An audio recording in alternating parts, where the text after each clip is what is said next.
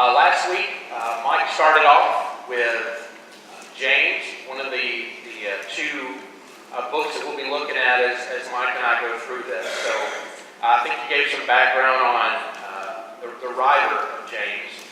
And so now we'll start getting into the next step. So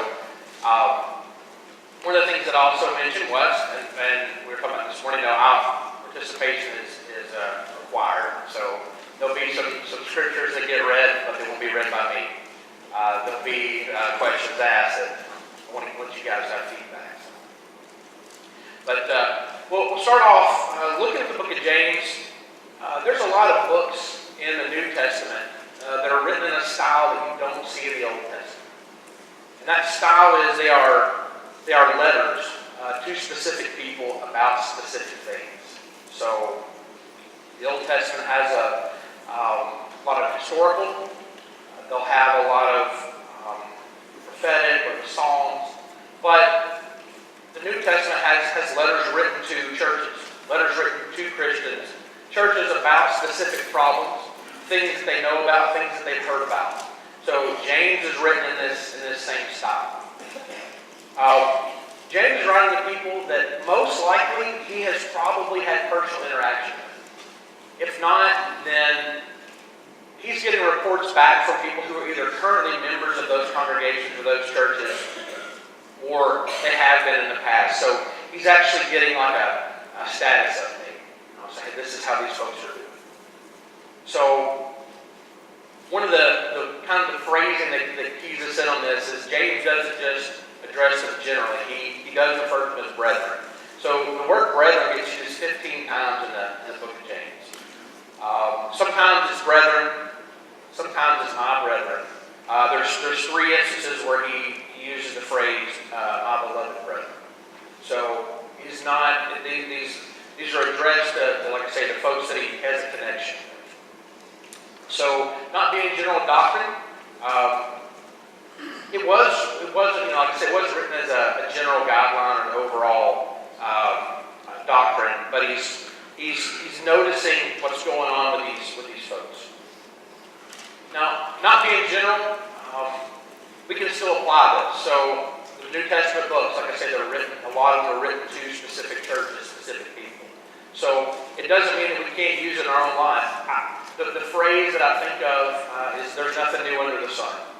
So the problems that they were facing are the problems that we face. So when you look at what mankind goes through, and the list of few, war, greed, unfair treatment, false accusations, sexual immorality, murder, lying, jealousy, physical needs, hunger, destitution. You look at these issues, it's things that these Christians face and these Christians face.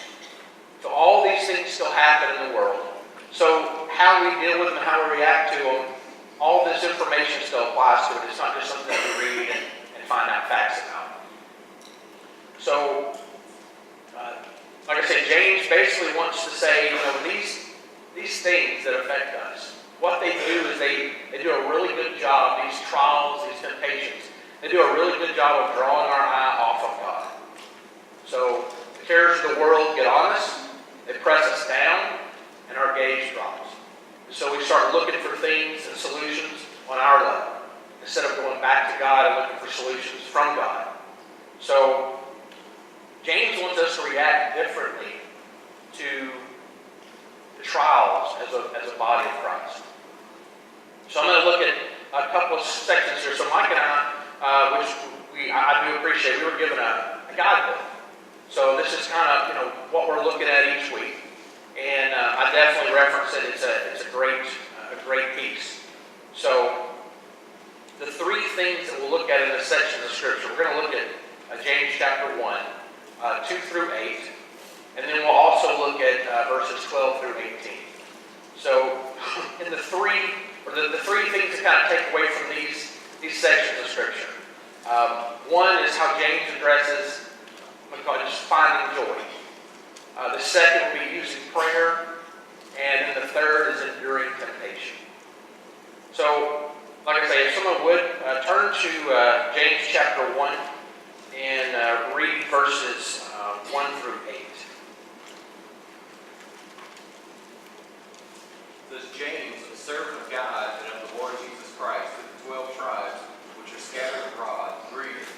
My brethren, count it all joy when you feel into diverse temptations, knowing this, that the trying of your faith worketh patience.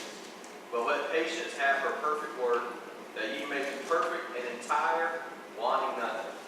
If any of you lack wisdom, let him ask of God, that giveth to all men liberally, and unbraided upon, and it shall be given to him. But let him ask in faith, nothing wavering. For he that wavering is like a wave of the sea, driven with the wind and tossed. For let not that man think that he shall receive anything of the Lord, and a double-minded man is unstable in all his ways. All right, thank you, Mike.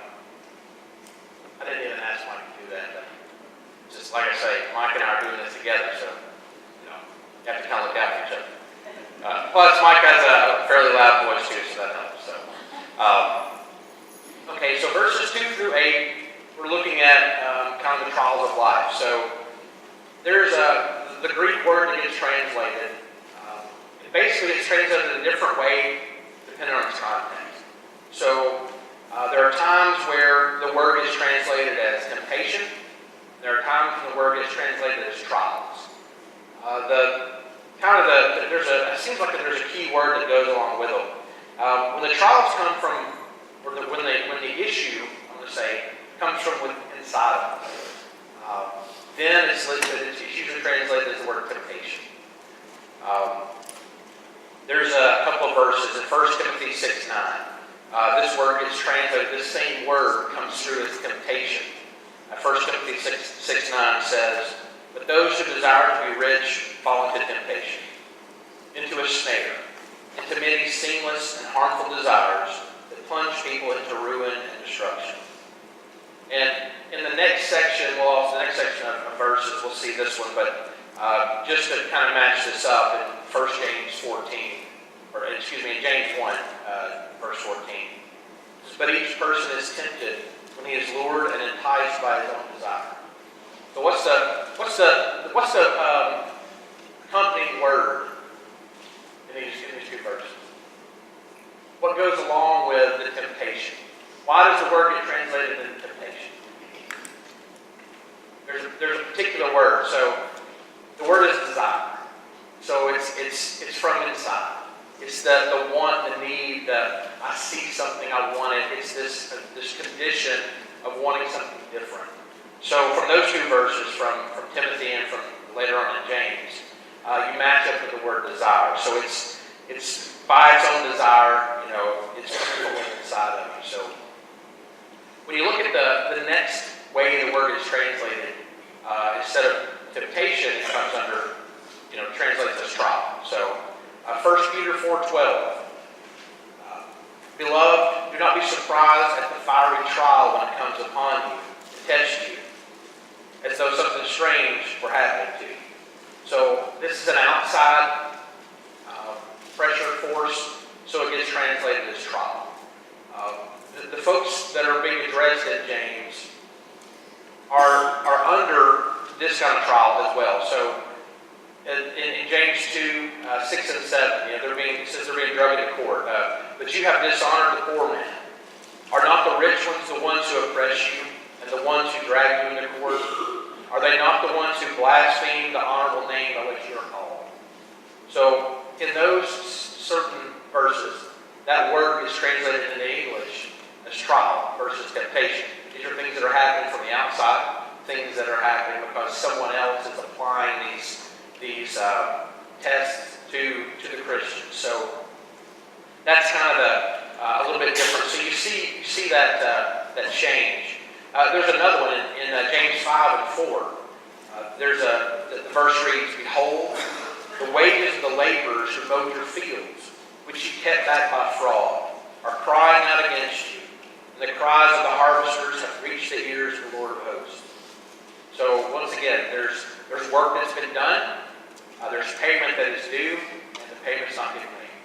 So these Christians are, it lists basically, I'm working, but I'm not getting paid for it. So they have, their day-to-day lives they're trying to take care of. So now they have a financial hardship.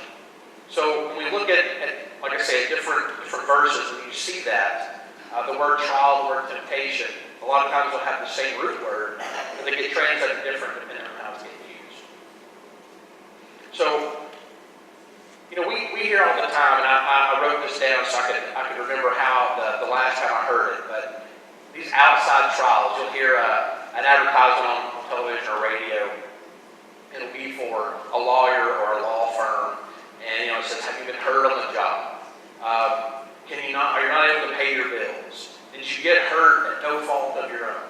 So it's that kind of thing. Something has happened to me, and because of that, I'm not able to meet my responsibilities or to meet my obligations.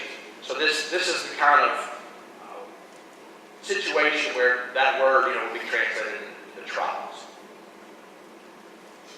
The other thing that we see is external hardships also come from sickness and accidents, financial ruin, as I mentioned, even loss of a loved one. So they don't have to be something that's applied to us that another person necessarily inflicts on us or a group of people may inflict on us. It can be something that's just, I'm going to call it kind of the flow of life. We're born, we live, die. Our families are left, our loved ones are left, our friends. And so we suffer with that loss. But still, and we all know, the loss of a loved one is still a trial in our life. It still inflicts on us anguish, depression, grief. So that's all still there. It's still a trial. It doesn't have to be something that's not emotional enough. You can have a spiritual trial as well. So looking at those, and the other piece is conflict within the church. So church is our church family, and every family has conflict. With an 18-year-old and a 12-year-old in the house, I can promise you guys, I have family conflict.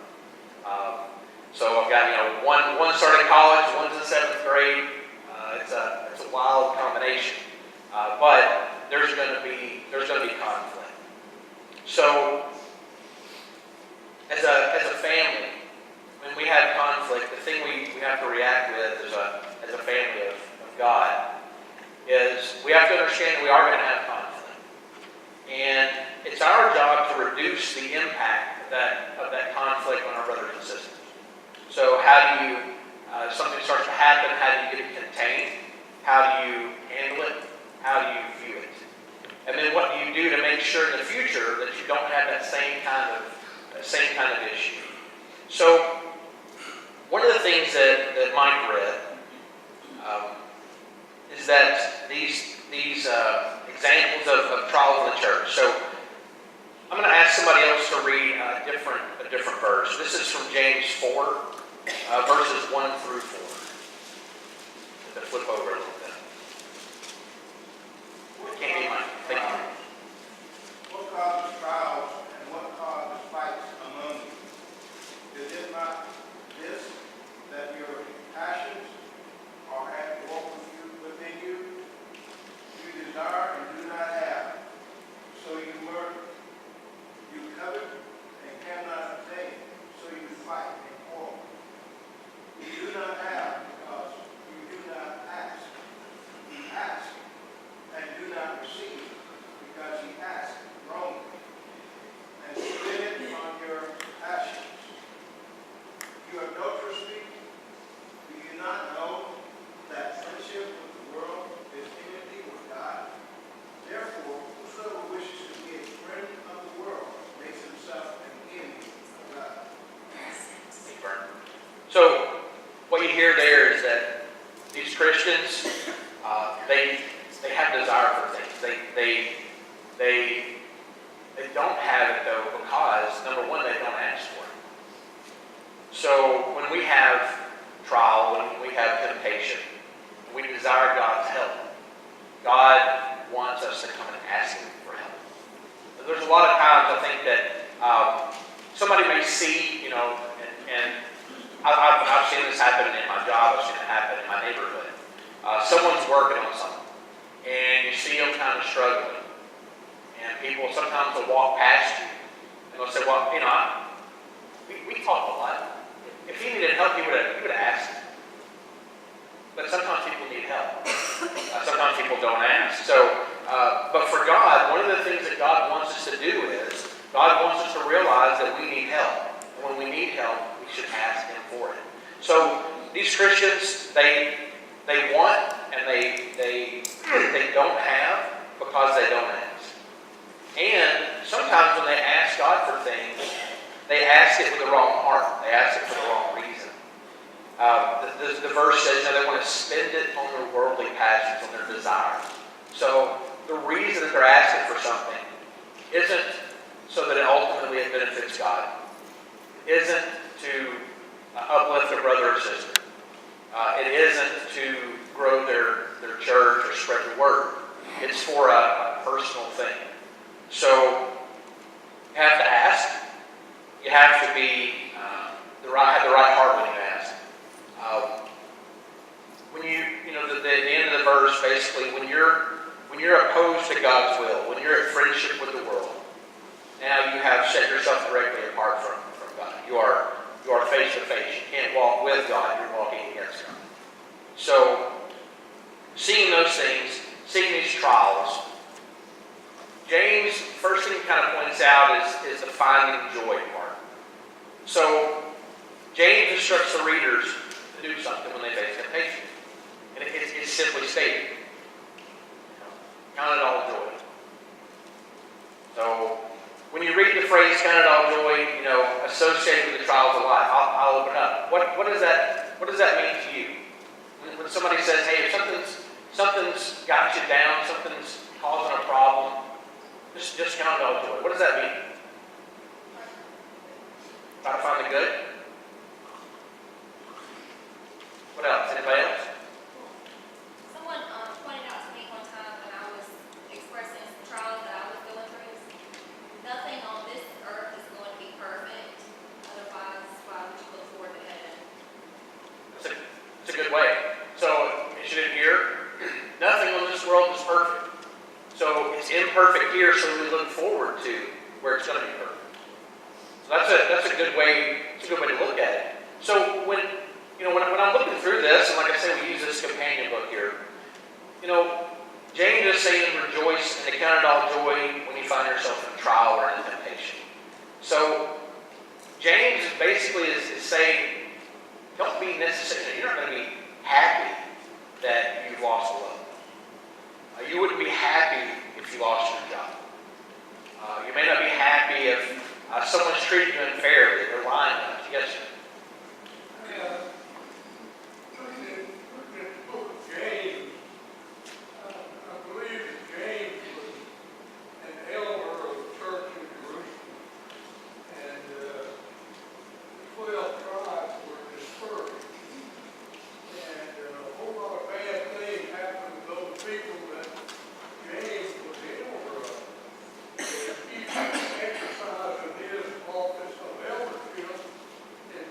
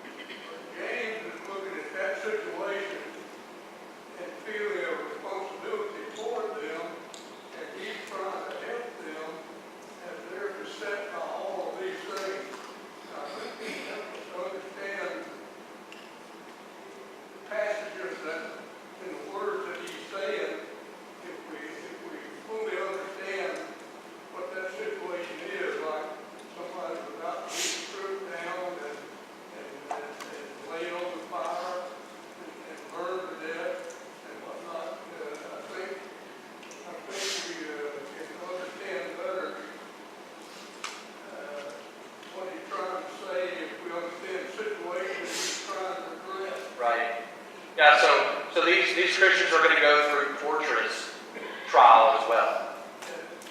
Nothing weird. Right, yeah, things that us here in the United States have never seen, and to Leon's comment, hopefully we never do. So for me, as I look at the context here, James is making a parallel between trials and testing of your faith. Yes. So the two are in direct relationship. And he's saying joy because the testing of your faith, the trial, is in parallel, can result in, should result in a perfection or growth in your faith. Right. They've read the book. See, not only that, not only the scripture book, but it seems like you've read the.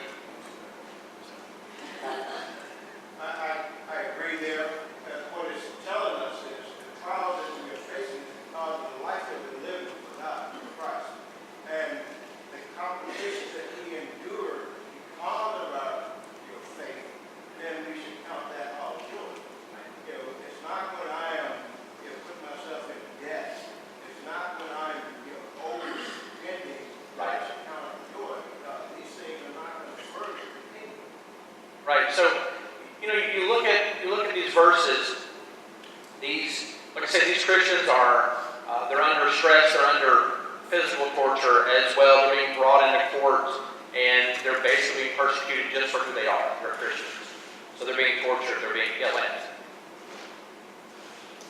When I read this, just listen to comments, great comments, just comes a whole different way. This is so contrary to what these Christians were being exposed to in their day-to-day lives, and communities, and in the culture that they were in. The same is true for us. Let's be honest, there's some things that we'll never find good. It happened to us in our lives. Right. No matter how hard we try. I mean, there's some bad things that happen. We won't look at it and say that that was good. So, one of the things I think about is how important times like this, where we come together for Bible study, and even, I think about this now, I think about the Hebrew writer, Hebrews 10, about not forsaking the assembly. That was so much more than the Lord's Day. That in the context there had reference to the times they got together in other settings. And part of the reason why we want to remind ourselves that we're doing things different. Because we're going to face struggles that end up ourselves will never understand. Right. So we got to keep encouraging each other, crying together, laughing together, to remind each other, I love you all the time. Heaven this is preparing us for heaven. And what is going on. Right. So you think about that. You think of, as Lance was commenting, the idea that the things that we face here, and even Vern's comment, we're not being. A trial isn't necessarily a punishment. As was being brought up as David as well. It's things that we go through. They're not sent to us necessarily as a punishment. They're sent to test our faith. But there's a reason our faith is tested. We don't. When we think, hey, this is something causing me problems in my life. I'm under stress. I'm in a trial. I have a temptation, something from within. The idea is you don't have to be happy about the thing. You don't have to be, like I said, you don't have to be happy that you lost your job. You don't have to be happy that you're like I said, you lost a loved one. The idea is you're happy in the fact that this is another opportunity. So what's happened to me is a bad thing. But the opportunity that I have is to prove my faith, to test my faith, to show I can be faithful in the trial. So the comment was to find joy that this is temporary. So the things that are happening to them now, in the big scheme of things, short term. Once they're able to enter into the kingdom, it's eternal. The joy is eternal. The suffering is temporary. I think we have to also differentiate. You've got trials that come from just living in the world around things that happen. And then you've got temptations that are different, that are in your own side. Like James tells us that don't say that God will tempt you, God doesn't tempt you, Satan tempts you. But you've got trials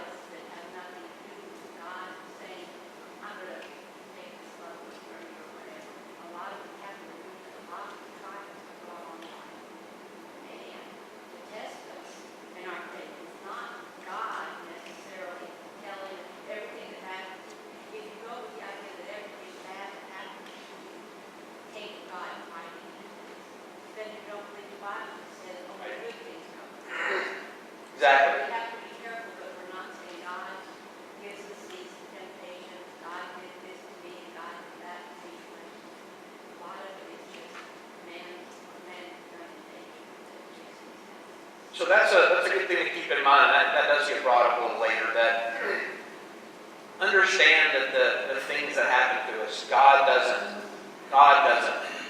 tempt us. God doesn't test us this way. He allows us to be tested. He allows us to be tempted. You look at Job. God didn't reach out and strike Job. He didn't touch Job. He didn't take Job's family. He didn't consume Job's livelihood and livestock and possessions. He did allow it. He allowed it, but he allowed it to test Job's faith. He knew Job's heart, and the idea is that these trials can strengthen us. Yes, ma'am. Yes, also I would like to say that I think some of the things that we go through are some choices that take consequences from choices that we make. I agree. So the comment was, some of the things that we go through are a direct result of the choices that we make ourselves. So as a kid, I can remember my mom saying, you brought this on yourself. I chose to do this, and then I chose to do this, and this is where I am now. And understand how I got to where I am. It was a series of bad choices that got me to where I am today. A lot of people have trouble with that. They make bad choices, they kind of can't stop. So at some point you have to find yourself in a situation you can understand or what's going on. The idea is to stop and take time. Turn to God. Have the right heart. Ask for wisdom. So for every action there's a reaction was the comment. So looking at this, there's a phrase in the guidebook that I actually wrote down that exact phrase because I thought it was just the way it was written. I really liked it. It said, God works His gracious will even through events that are evil in themselves. So Lane's talking about evils that are upon him. Leon the same way. These things are being done, these evil things. That God's gracious will works even through evil things. So, when I look at and I'm thinking about what kind of things in the world, what kind of things in my life produce these trials and temptations. We have opportunities actually quite often. One of them, natural disasters occur. So there's a flood, there's a tornado, there's a hurricane. The opportunity for the folks that are affected by that is, I could blame God.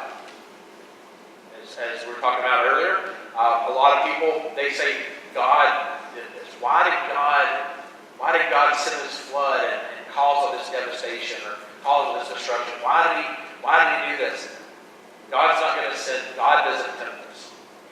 We're not being punished. Your tornado doesn't come through because God decided that the people that lived in your house, the people next door, the people on your street needed their houses destroyed. God has a plan, and the plan works, but we don't always get to know what the plan is. So you have natural disasters, you have man-made, I'm going to call them man-made disasters. When I think about that, you think of things like the terrorist attacks at 9/11. You think about war. You think about inequality. You think about racism. Things that man inflicts on man. So those are kind of man-made disasters in my mind. And then, like I said earlier, I mentioned like losing a loved one. So it's kind of just the cycle of life. As a human being, as an inhabitant on the planet Earth, this is the world that I live in, the environment that I'm within. And I'm expected to react a certain way regardless of my environment. So here in the United States, our religious climate is different. We're not persecuted for coming here this morning and gathering and studying. Other parts of the world, they are. We know that. And we know that they meet in secret. We know that they, in public, maybe they have to be careful what they say. And you think, well, you shouldn't hide yourself as a Christian. But if they're in the background, what they're doing is they're growing their church. They're out looking for other members. Back to that point, if you look at times when the church has been under persecution, those are some of the times when the church has had the most impact and the most growth. And I think it goes back to what James is saying here. You can look at a problem two ways. You can be the victim. Woe is me, this stuff has happened to me. or you can say, what can I learn from this? What can I accomplish through this? And the world will notice the difference. Right. And what difference that makes is, why is this person reacting in such a different way than everybody else? What is different about this person that they can turn the lemon into lemonade philosophy? I think that's a good point. There's instead of just playing the role of the victim, you take on a different mantle. You react in a different way that, as a Christian, draws the gaze of those around you, fellow Christians and non-Christians. Why does this person react differently? Why do they seem to have a better attitude about something bad? Yes, sir. God doesn't test me to find out something about me. He already knows all about me. He tests me so that I will recognize my shortcomings and hopefully do something about it before it's too late. Right. And that's something to remember too. So God doesn't allow his people to be tried and tempted, or God himself doesn't tempt us to find out where we're weak, to find out where our reaction is bad, where we're shaken. That's what the devil does. The devil is constantly poking at us, prodding at us, trying to find the soft spot. What's the thing that affects Glenn Brawley the most? What can I do to him to pull him away, to have him look away from God? Just for a second. Because if I can do it once, maybe I can do it twice. But the idea is, as Leon mentioned, the idea is that I learn from that. I see when my gaze moves. I notice that I look away, so that I can build myself up. I can get strong in those areas. Maybe I'm not trying to throw a wrench into what we're saying, but let me just throw something in for you to ponder, please. This is in Judges, when God was talking to Israel. He says, therefore the Lord was very angry with Israel and said, because this nation has violated the covenant that I laid down for their forefathers and has not listened to me, I will no longer drive out before them any of the nations Joshua left when he died. I will use them to test Israel and see whether they will keep the way of the Lord and walk in it as their forefathers did. Right, so things are used to try. He wants, Right. for our good. Sure. And God's will is, and God's plan is going to be fulfilled. So I think you touched on it, but this one, in James, we talked about temptations, that God does not tempt us. There's a significant difference between temptation and testing. Temptation is designed or intended to see failure. Testing, as Leon pointed out, is intended for us to seek strength and growth. Good point. For those of you who don't know me personally or know me well, I'll use an example. I'm a mechanical engineer by my education.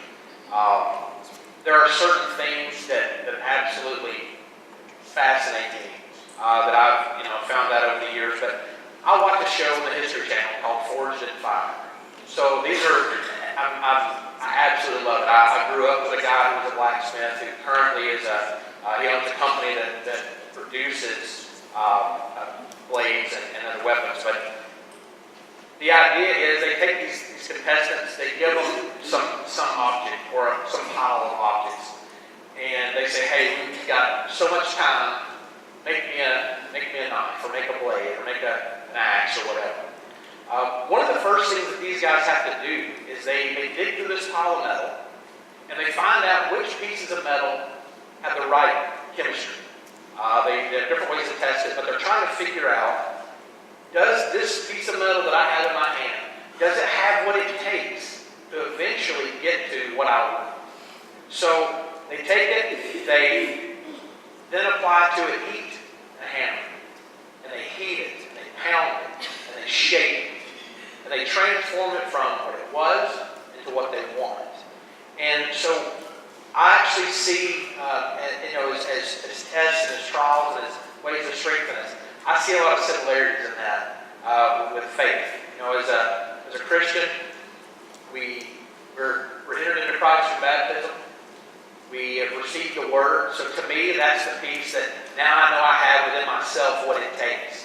It's the things that I need to succeed are now within inside. The next thing is that the trials and the temptations of life. That's the heat. That's the hammer. Those things shape my faith. They perfect my faith. These trials, these tests, they make my faith into what I would say is an implement of God. Something God can use.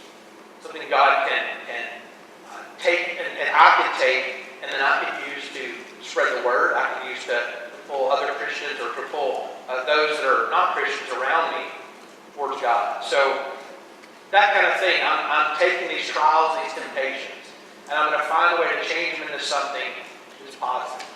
I'm going to try to find a way to take my faith and shape it and change it with the right raw material. And then I can actually make my faith into something that can be used. I can have it tested. So we don't have a lot of time left. One of the things that James skips into or he talks about is using prayer. And I mentioned he says that if we don't ask, then don't be surprised if you don't have it. If you want wisdom, ask God for wisdom. If God's people desire wisdom, if they need wisdom for a specific topic or something that's going on, if they ask with the right heart, God will send the wisdom. So it's not the thing where you see, and I'm sure we've all seen it. You go to a hospital to visit somebody. You'll see other people there, friends and family, people who are in the hospital, people who don't normally pray, people who aren't children of God, but now they're praying. Now they want to. Now, normally, they kind of work like, hey, God, you're over there, and I know you're there. They may believe in God, but they're not followers of God. So God, you stay over there. In my normal day-to-day life, I'll be over here and I'll run my day-to-day life. But when I need you, I'll call you then, and I'll have you come in and help me. And then when you're done, really, when I'm done with you, please just go back over there, and I'll take care of it from here. James actually uses a phrase, the double-minded man. The companion book, this is really interesting to me. So, it says that the Greek word that got translated as double-minded, or the way that it's translated, is almost that James coined that phrase. Whatever the word is used, there's a lot of evidence of Greek literature from ancient times, but this word really appears from that spot. Yes, ma'am. I once heard an analogy called the stereotype of God. God, your spiritual car truck, just in case of emergency, you might put it back in the spiritual truck. Right. That's what you were talking about just now. Is keep God in your mind day to day, and we just go on basically in case of emergency. Right. So in case you didn't hear, the idea that I was talking about, the other way it's been referred to is having God your spare tire. You're not using it every day, you're just pulling out for emergency. And this is something that James, we're cautioned about. Don't be double-minded. Don't be to where, oh yeah, I believe in God. But normally, I think maybe God just kind of stays over there and He lets me run my life. And then I just call Him when I need Him. He doesn't want us to be that way.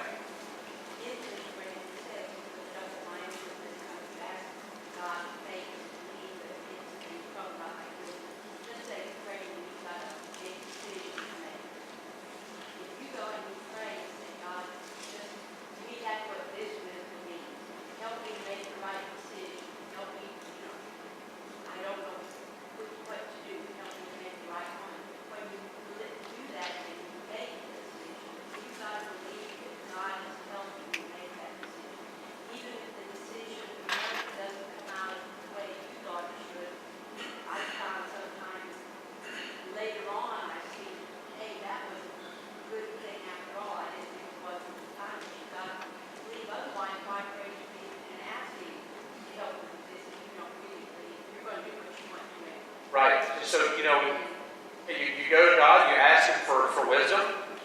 The idea is that God puts that wisdom within you. That you're saying, God, I need help. I'm at a crossroads. I need to make a decision. And to your point, sometimes the result of the decision seems like, oh, maybe I did the wrong thing. But as time goes by, maybe you notice that it wasn't necessarily the wrong thing. Or, God doesn't always say yes. So you ask for certain things. You're asking for guidance. You ask for wisdom. God, it tells you God will give His people wisdom, and He'll give it to them freely. But if you ask, help you make the right decision, like I said, it may not seem right to you. Right. But All right. So we'll pick up next week. I think Mike's going to be going over the next section. So I appreciate y'all's participation, and we'll be ready to have service.